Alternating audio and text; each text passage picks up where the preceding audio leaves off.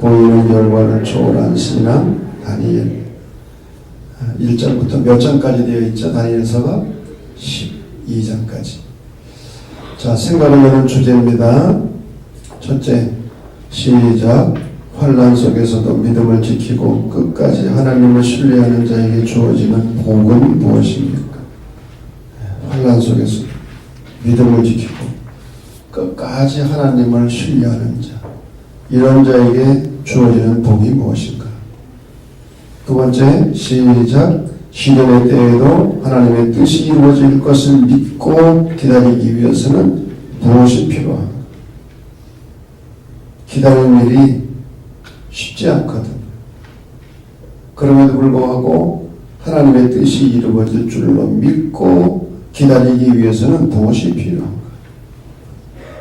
세 번째, 시작. 세상 나라와 역사를 이끌어 가시는 분은 누구입니까? 이 대답은 뻔하죠. 그분이 누구예요? 위에 계신 분. 하나님께서 이 역사를 이끌어 가신다. 우리가 믿는 하나님은 저 하늘 위에 앉아 계신 분이 아니라 이 역사 속에 개입하시는 하나님. 우리가 이미 배웠습니다마는 솔로몬이 예루살렘 성전을 지은 일이 대단한 일 같지만 무슨 잘못을 했어요? 역사의 하나님을 왕궁 안에 또는 이 성전 안에 가두어 놓은 것. 자기의 자기의 왕권을 강화하기 위해서 역사의 하나님을 성전의 하나님으로, 공간의 하나님으로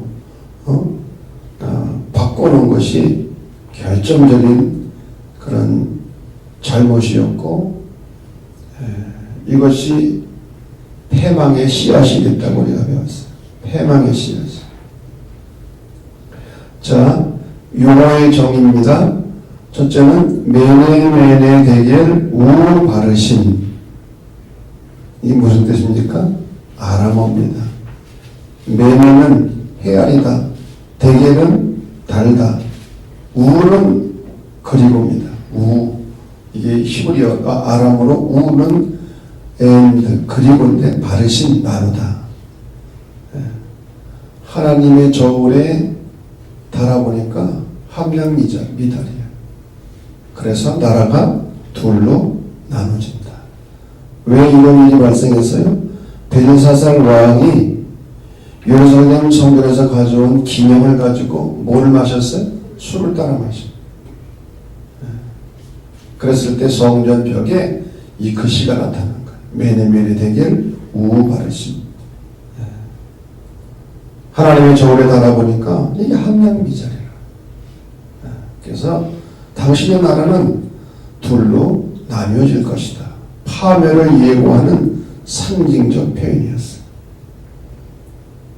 두 번째로 인자 같은 이, 바다에서 올라온 큰 짐승으로 상징된 사악한 왕국들을 물리칠 거룩한 백성, 성도들을 상징하는 인자 같은 이, 인자, 사람의 아들. 이 다니엘서에 가장 많이 나오는 단어가 인자.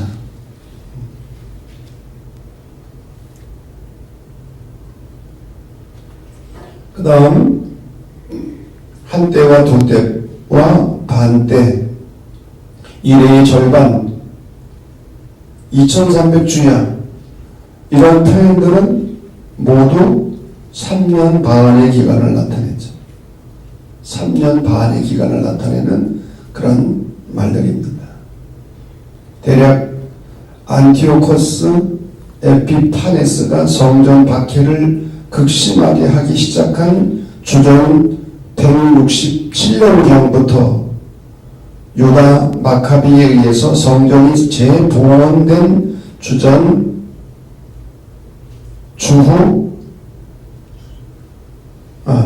164년 12월까지 극심하게 박해를 받았던 기간이 바로 이 3년 반의 기간인 거예요. 그래서 이 다니엘서는 신약의 요한계시록과 함께 구약의 묵시록에 속하는 책입니다. 묵시록은 극도의 순환과 고통의 역사 가운데서 생겨난 거예요.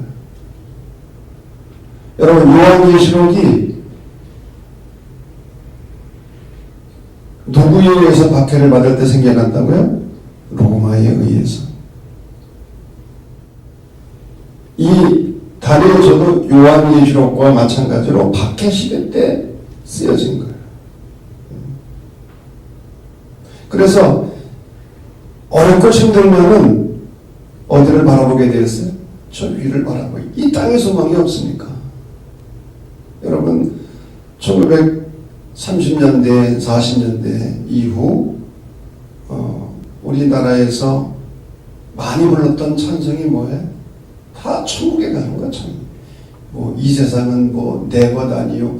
그런 거 그 전에 많이 불렀는데 80년대에도 그게 많이 뭐 이 세상은 뭐 잊어먹어서 하도 오래돼가지고 이 세상은 우리가 살 곳이 아니라는 거지. 자, 이 다니엘서도 묵시록의 성격을 가지고 있는 거예요. 그래서 1장부터 6장까지는 다니엘과 세 친구들의 이야기를 담고 있지만 7장부터 12장까지는 여러 가지 환상들이 기록되어 있어요. 묵시적인 성격이 거기 들어있는 거예요. 어떻든 여러분, 이 다니엘서는 극도의 박해를 받을 때 쓰여진 성경이다. 그것은 우리가 먼저 기억을 해야 될 것입니다.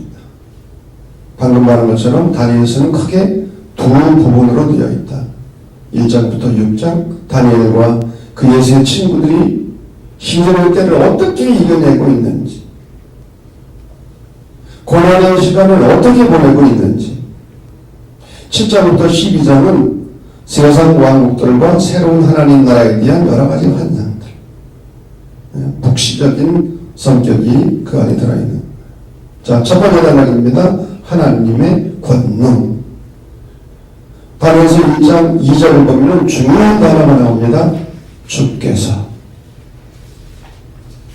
한번 읽어볼까요? 1장 2절 시작. 주께서 유다왕 여호야김과 하나님의 전 그릇 얼마를 그의 손에 넘기시네. 주께서. 이것은 하나님의 절대 주권을 나타내는 핵심 용어예요.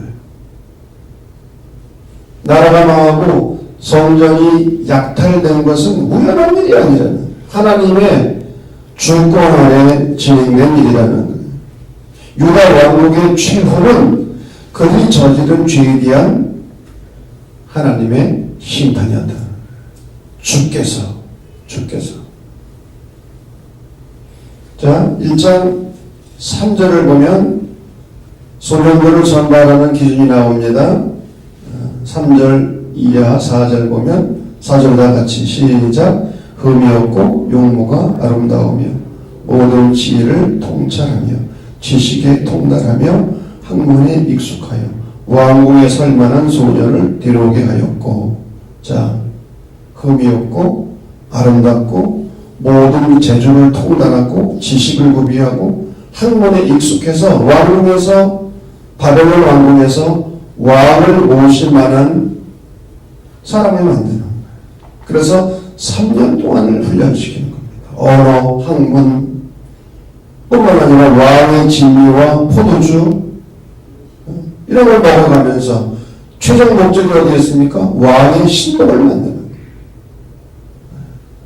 바벨론 왕 느부갓네살을 신처럼 섬기도록 그가 시키는 대로 움직이는 자가 만드는 거예요. 그래서 이름을 바꾸는 작업도 합니다. 1장 6절부터 7절을 보면 이름을 바꿉니다. 왜? 정신과 신앙까지 바꾸려고 하는, 혼을 바꾸려고 하는. 우리가 일제시대 때 창식 개명을 했잖아요. 창식 개명. 혼과 정신까지 바꾸려고 하는. 그래서 그래서 다니엘이라고 하는 이름의 의미는 하나님은 나의 심판자이시다. 다니엘을 벨드사살로 바꿉니다. 그대의 보호자는 벨이다. 벨이 누구입니까? 바벨론의 우상신입니다. 하나님의 보호자가 아니라 바벨론의 우상신이 보호자라는 거예요. 하나냐, 하나님과 같은 자는 누구냐? 하나냐를 사드락의 의미는 태양신에게서 배운다. 태양신에게서 배운다. 이거 우상이죠. 미사엘은 하나님은 은혜로우시다. 여러분 참고로 다른 건 몰라도 엘을 하면은 하나님이야. 엘은 하나님이에요. 미사엘을 메삭으로 바꿉니다. 욕망의 신과 같은 자는 누구냐? 욕망의 신. 아사랴, 하나님은 나의 도움이시다. 이 이름을 아벤누고, 너는 느고의 종이다. 느고는 바벨론의 우상신입니다. 다니엘을 벨사살, 하나냐를 사드락, 미사엘을 메삭, 아사랴를 아벤누고. 사드락과 메삭과 아벤누고, 이 세 친구의 이름이죠. 자, 이와 같이 다니엘이 처한 환경은 바벨론의 포로에 머물러서 하나님을 바로 섬길 수 없는 상황과 환경이었어. 하지만 바벨론이 시키는 대로 순종하면 바벨론이 주는 지위와 풍요와 안정을 얻고 얼마든지 출세할 수 있었어. 돈과 명예와 권력까지도 얻을 수 있었어요. 그런데 다니엘은 이 모든 혼란과 유혹과 죄악 속에서 싸우며 믿음을 지킨 하나님의 종을 대표하고 있는 거예요. 유혹에 넘어가지 아니하고 바벨론을 화되지 아니하고 자기의 믿음의 정도를 지켜가고 있는 거예요. 그래서 다니엘서의 주제는 하나님의 백성들이 신앙을 선택하느냐 아니면 불신앙을 선택하느냐 하는 신앙과 불신앙의 전쟁터였어요. 무슨 전쟁터였다고요? 신앙과 불신앙의 전쟁.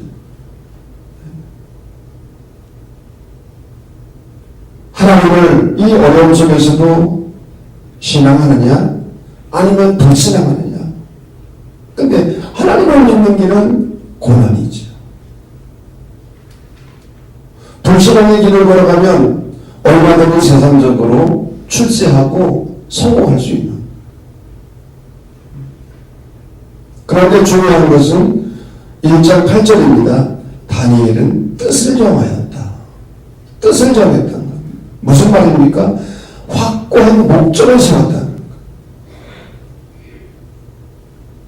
16살의 소년에 불과했지만 하나님을 향한 신앙의 지정을 지키는 의연한 모습입니다. 얼마나 기특해요. 16살.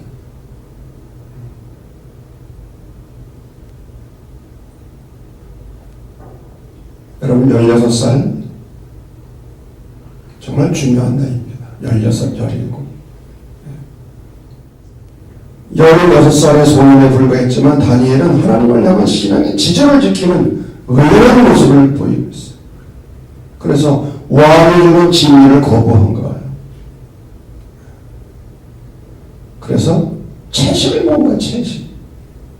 근데 채식이 좋다면서 오히려 얼굴이 빛난 거예요. 얼굴이. 채식만 먹었는데 얼굴이 빛났어. 채식의 효과가 있었을 뿐만 아니라 지혜와 총명이 주어졌어요. 그래서 꿈을 해석할 수 있는 능력이 주어지는 거예요. 하나님이 주신 은혜죠. 하나님께서 다니엘과 세 친구들에게 이런 은혜를 주신 거예요. 특별히 다니엘에게. 그래서 다니엘이 느부갓네살 왕의 꿈을 해석합니다. 아니 글쎄 왕이 꿈을 꿨는데 무슨 꿈을 꿨는지도 모르고 해석하라느니 그 해석할 수가 있어?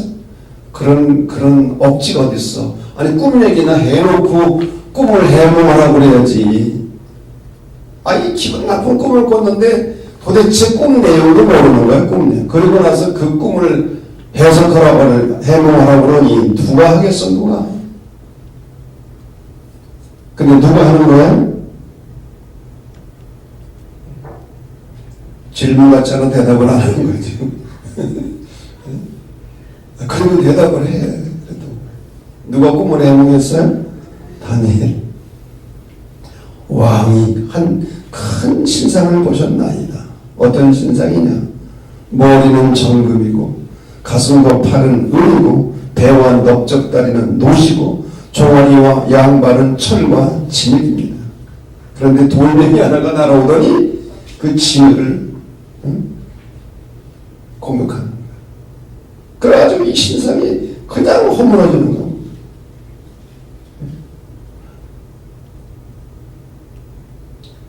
자, 머리는 어느 나라라고요? 바벨론. 가슴과 팔은 페르시아. 그 다음 나라죠. 배와 넓적다리는 히랍, 헬라 제국. 종아리와 양발은 로마 제국. 왜 양발이에요? 동로마와 서로마로 갈라지는 거예요. 왜 발가락이 10개예요? 10개의 나라로 또 분할되는 거예요. 그러면 뜨인들이 뭐예요?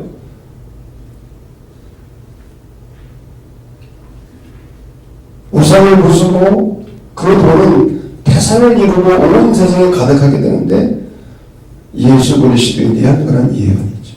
예수 그리스도를 통해서 세워주는 영원한 하나님 나라에 대한 그런 비전인 거예요. 자, 그러면 이 다니엘이 해석한 이 꿈의 현대적인 의미는 뭐냐? 머리가 정물했다는 것인데 이게 무슨 뜻이냐? 오늘날 뭐에 대한 욕망이라고요? 물질에 대한 유혹과 욕망. 일반은 지금이나 금덩어리 좋아하잖아. 뭐니 해도 뭐니잖아. 이 물질에 대한 유혹, 욕망. 은으로 된 가슴과 팔, 그 당시 화려한 장신구가 은으로 되어 있어요. 옛날에 그랬잖아요. 우리나라도 은비녀, 은으로 된 폐물들이 얼마나 많아요. 이것은 사치와 쾌락을 잡으려는 인간의 팔과 가슴을 의미하는 거예요. 인간은 능력이 있으면 다 사치를 추구하고 쾌락을 즐기려고 하고, 또 노스로 된 배와 넓적다리. 노스는 생활기구입니다. 여러분 노대적으로 비롯해서 이 노스로 만들었어요. 노스는 무엇을 의미하는가? 현실주의, 편리주의를 추구하는 거예요. 다 편하게 살고 싶어. 점점 편하게 살고 싶어요.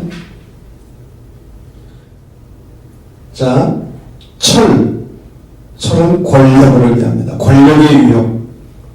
우리가 철의 수상이라고 했나? 대철을 갖다가 영국에 철의 수상. 철, 권력을 잡고자 하는 인간의 욕망. 작은 돌은 아까도 얘기했지만 예수 그리스도를 상징한다고 했어요. 우상을 파괴시키는 이 작은 돌. 예수 그리스도의 은혜로만 가능하다. 우상을 파괴시키는 것은 이 작은 분이신 예수 그리스도를 통해서만이 가능하다. 자, 두 번째입니다. 하나님께 대한 충성 3장과 6장입니다. 풍목불 속에서의 구원. 이 느부갓네살 왕이 자기 자신을 상징해서 금신상을 만들어 놓고 그 앞에 엎드려 절하라는 거야. 여러분 왜 그랬을까? 왜 자기 신상을 만들어 놓고 거기에 절하라고 그랬을까? 가만히 생각해 보니까 내 왕국이 무너져. 지금 무너진다고 해석했잖아. 다니엘이. 얼마나 자존심이 상하겠어. 자기 왕국이 무너진다니까. 그래? 내 내 왕국이 무너지나 안 무너지나 어디 두고 보자. 절해라. 그랬을 것 같아? 안 했을 것 같아요? 그랬을 것 같아. 여러분, 자기를 우상화하는 것은 이게 망하는 길이야. 반드시 망하는 거야. 자기를 우상화하는 것은. 왜? 자기를 하나님의 자리에 올려놓는 거니까. 절하지 아니하면 금문이 타는 풀무불 가운데 던져놓겠다. 하지만 다니엘과 세 친구들은 이것을 알면서도 우상에 절하지 않았어. 아까도 얘기했지만 금신상은 황금과 물질을 상징한다. 현대인들에게 황금과 이 물질. 현대인들의 우상이죠. 오늘날 그리스도인들이 황금 우상 앞에 절할 것이냐 아니면 거부할 것이냐. 이런 양자 태계 앞에 끊임없이 서 있는 거죠. 여러분, 다니엘과 세 친구들만 그런 게 아니에요. 이 다니엘서의 이야기는 오늘 우리들의 이야기인 거예요. 이 시대의 이야기. 황금 물질 앞에 굴복할 것이냐 아니면 거부할 것이냐. 믿음을 지킬 거냐 믿음을 버릴 거냐. 다니엘과 세 친구들은 끝까지 절하지 않았어. 그래서 왕의 신문을 받습니다. 오늘 우리가 읽은 본문은 이 네 청년이 다니엘과 세 친구들이 왕의 신문을 받는 거예요.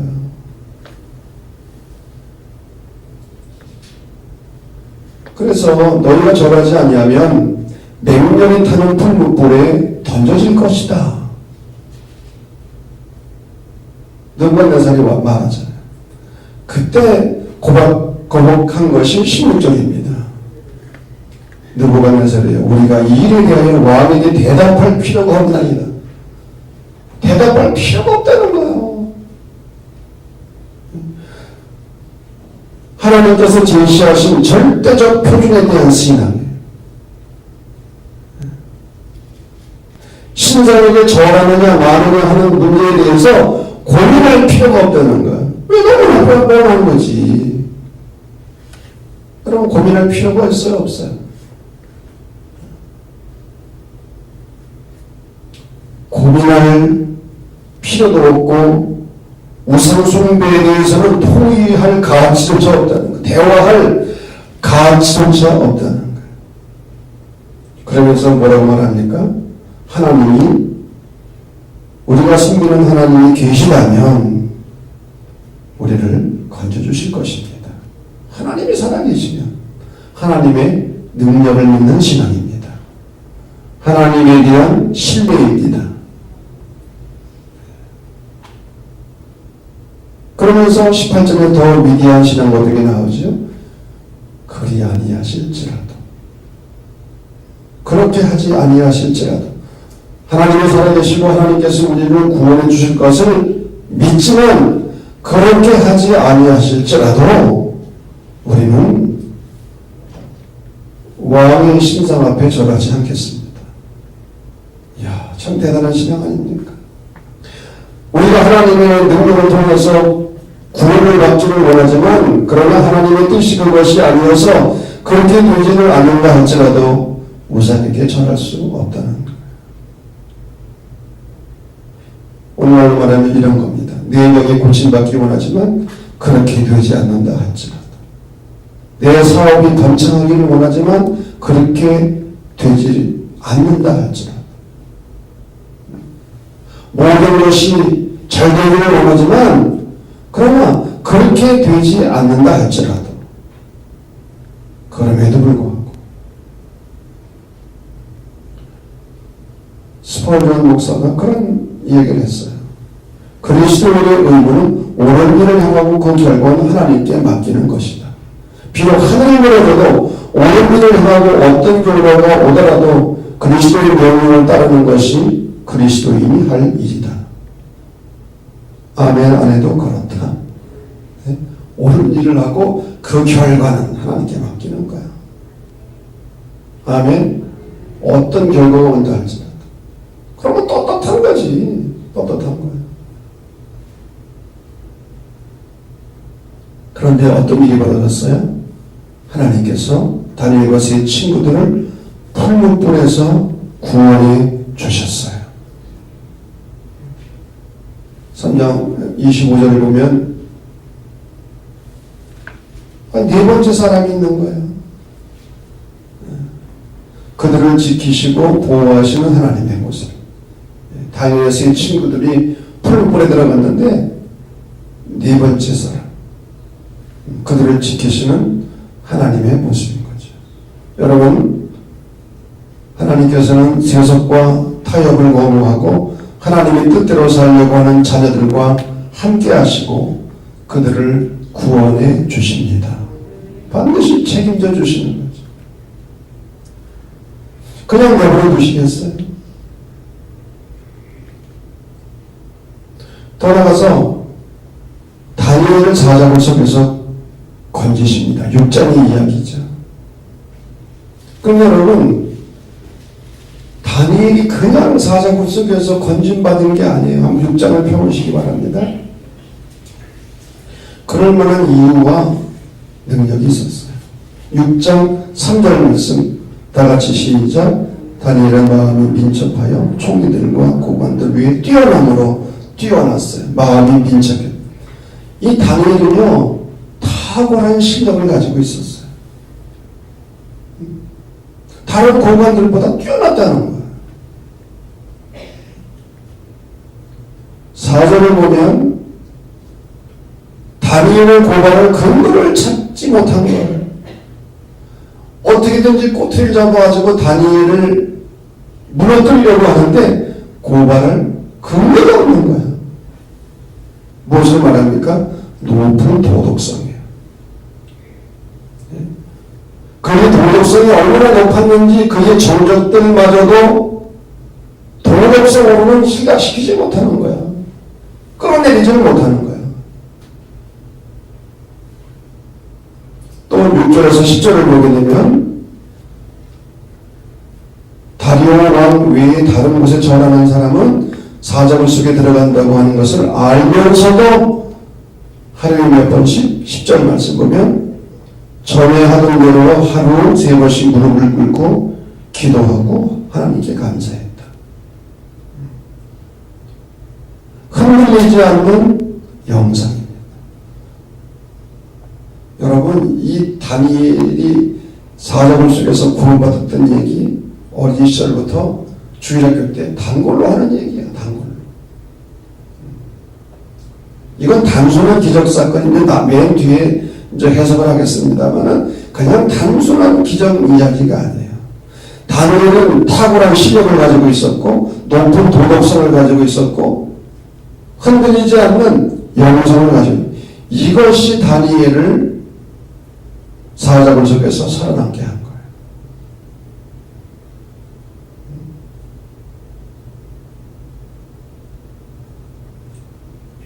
누가 그런 글을 썼더라고요. 다니엘은 포로 이전에 프로였다. 프로. 여러분, 아마추어와 프로는 달라요. 여러분, 다니엘이 사자굴에서 구원받은 거 단순히 그냥 하나님의 능력으로 그냥 된 게 아니에요. 오늘 우리가 사자굴과 같은 그런 상황에서 살아남기 위해서는 탁월한 실력이 있어야 되고 높은 도덕성이 있어야 되고 흔들리지 않는 영성이 있어야 되는 거예요. 아니면 안 해도 그런 거예요. 그래서 다니엘은 포로 이전에 프로였다. 프로였던 거예요. 프로.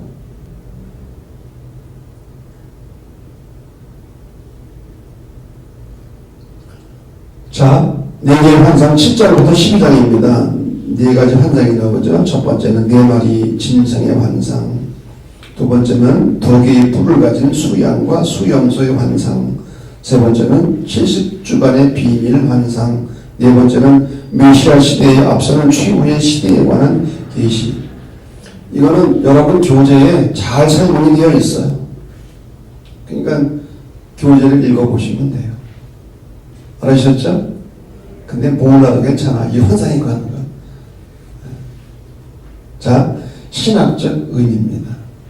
이 TB성서의 연구의 장점은 항상 신학적 의미가 있다는 거야. 신학적 의미가 무엇인지를 이야기해 준다는 거야. 자, 첫 번째, 다니엘서를 기록한 목적이 뭐냐? 성서 비평학에 따르면, 비평학입니다. 다니엘서는 주전 166년경 무명의 저자에 의해서 기록되는 거예요. 무명의 저자. 다니엘이 직접 쓴 게 아니라는 거죠. 그 당시는 유대 공동체가 헬라의 셀레커스 왕조 중에서 가장 악독한 통치자였던 안티오코스 에피파네스에 의해서 무서운 박해를 받고 있었던 거예요. 초기 기독교인들이 로마에 의해서 무서운 박해를 받고 있던 것처럼 그때도 헬라 제국을 통해서 유대교가 무서운 박해를 받는, 그러다 보니까 박해를 견디기 어려워하는 배교자들이 속출하는 거예요. 힘드니까 배교하는 거죠. 신앙을 버리는 거죠.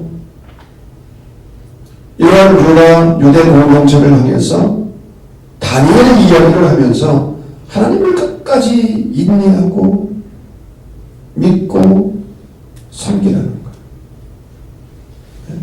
신앙을 저버리지 말고 신앙의 지도를 끝까지 지키라고 독려하는 거예요.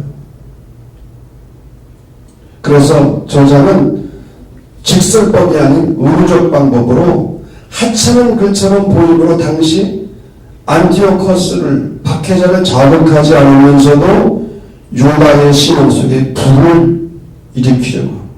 다니엘을 봐라. 다니엘.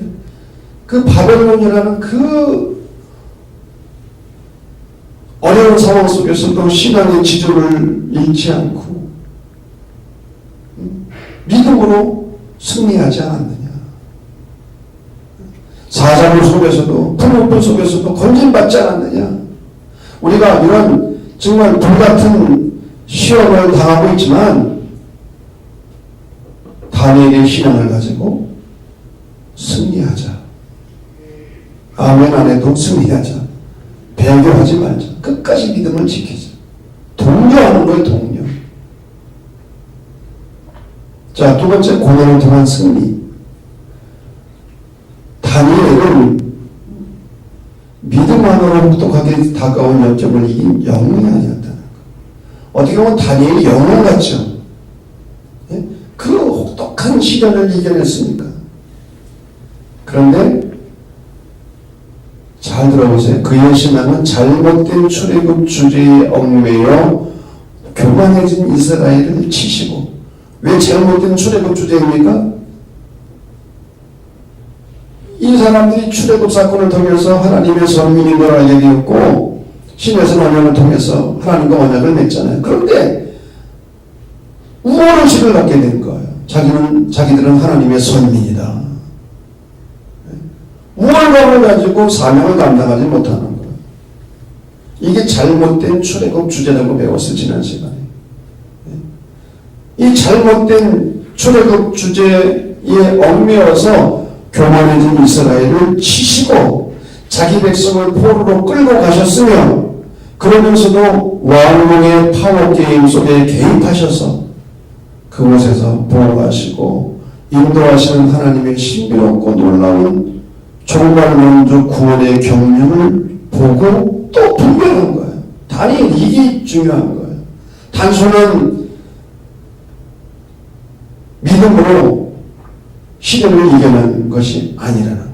이런 하나님의 역사 경륜을 볼 수 있는 눈을 가진 거예요. 그러기에 다니엘의 신앙이 하나님의 역사 개입을 불러온 것이 아니라 반대로 하나님의 구원의 신비를 포로의 현장에서 눈으로 본 거예요.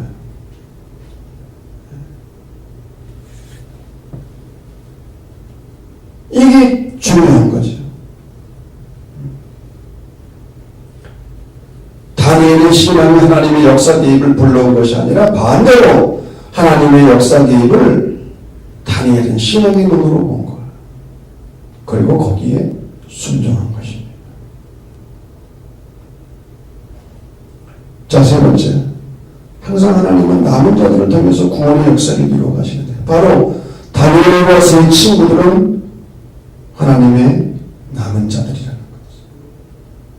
그 많은 포로들 가운데 늘 깨어서 하나님 앞에 바로 서고, 그래서 비록 포로였지만 영향력을 행사하는 거예요. 영향력.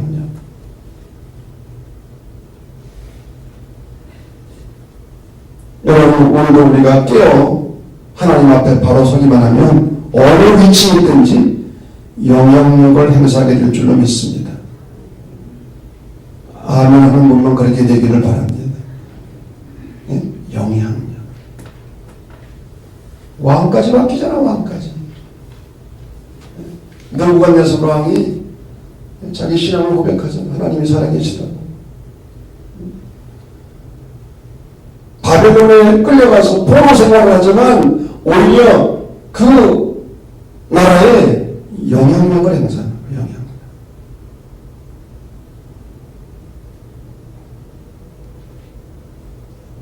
자, 마지막 네 번째, 세속화 시대와 그리스도인은.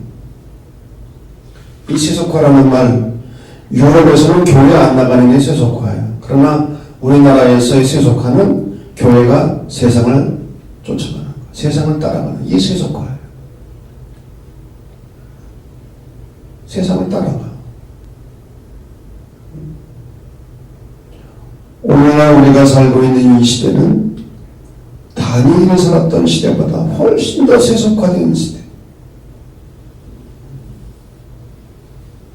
여러 가지 유혹과 도전이 많아요.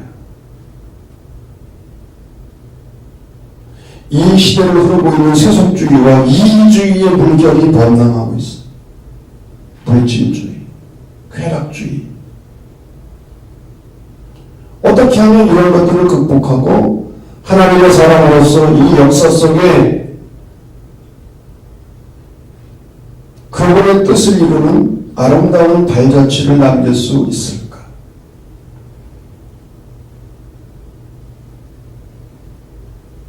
제가 롱펠로의 인생 찬가를 주보에 소개하면서 거기 한 문장에 제가 강조를 뒀어요. 시간의 모래톱 위에 발자국을 남길 수 있다면, 여러분 그 목회사신 읽어봤어요? 안 읽어봤어요? 시간의 모래톱 위에 발자국을 남길 수 있다면, 내가 걸어온 길을 보고 후대의 사람들이 아, 저 사람은 저렇게 살았구나.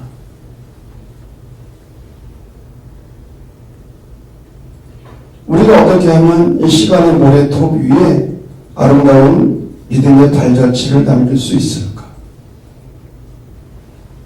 우리 후대들이 우리의 발자취를 보고 따라올 수 있겠습니까?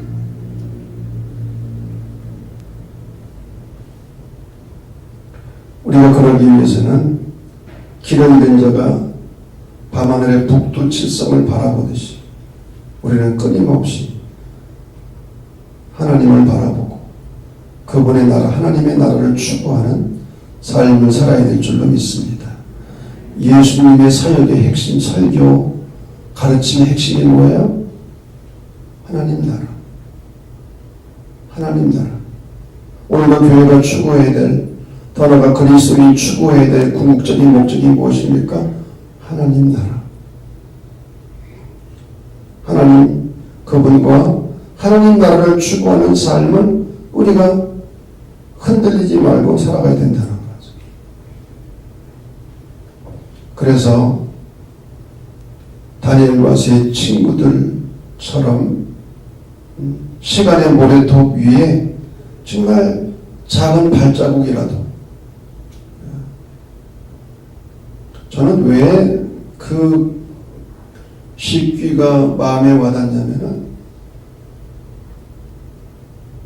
정말 제가 힘들었잖아요. 지금도 그렇지만. 그럼에도 불구하고 내가 이 시대를 버텨내면 하나의 작은 발자국이 되지 않을까.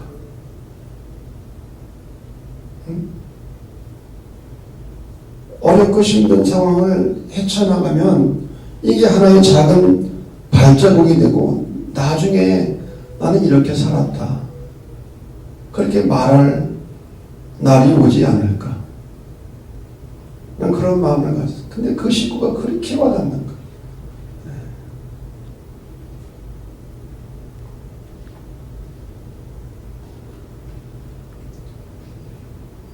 다니엘이 살았던 바벨론 포로 시대는 오늘날 이 세속사회예요. 세속사회. 우리는 이 세속사회에서 어떻게 살 거냐? 다니엘과 그의 세 친구들처럼 그렇게 살라고 다니엘서는 오늘 우리에게 말씀하고 있는 것입니다. 그냥 뜬구름 잡는 얘기가 아니에요. 다니엘 이야기는. 자, 성경과는 마지막입니다. 첫 번째, 시작. 마지막 때가 가까워 올수록 하나님의 나라를 기다리면서 신앙의 지조를 지켜야 한다. 둘째, 시작. 끝까지 참는 자가 복이 있다. 세 번째, 시작. 세상을 주관하시는 분은 하나님이시라는 확신 속에서 어떠한 세상의 환난도 이길 수 있어야 한다. 세상을 주관할 뿐만 아니라 우리 개인의 삶과 역사도 주관하시는 분이 하나님이라는 그런 확신.